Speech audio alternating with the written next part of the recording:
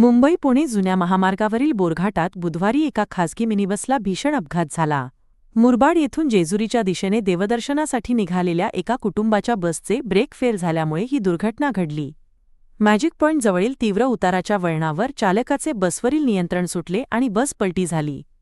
या अपघातात बसमधील 17 प्रवाशांपैकी 8 जण गंभीर जखमी झाले असून त्यांच्यावर सध्या रुग्णालयात उपचार सुरू आहेत. मिळालेल्या माहितीनुसार चालक भरत रमेश शेळके हा मुरबाड येथील शेळकेपाडा भागातील प्रवाशांना घेऊन जेजुरीला जात होता. बस बोरघाटातील धोकादायक वळणावर आली असता अचानक ब्रेक निकामी झाले आणि उतारावर वेग नियंत्रित न झाल्याने ती रस्त्यावरच उलटली.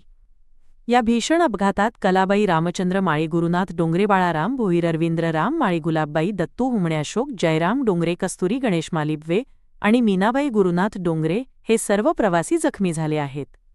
अपघाताची माहिती मिळताच खोपोली पोलीस, बोरघाट महामार्ग पोलीस आणि बचाव पथकांनी तातडीने घटनास्थळी धाव घेऊन प्रवाशांना बाहेर काढले. जखमींना तात्काळ खोपोली नगरपालिकेच्या रुग्णालयात दाखल करण्यात आले आहे. सुदैवाने या अपघातात कोणतीही जीवितहानी झाली नसली तरी आनंदाच्या प्रवासादरम्यान हा अपघात घडल्याने परिसरात हळहळ व्यक्त केली जात आहे.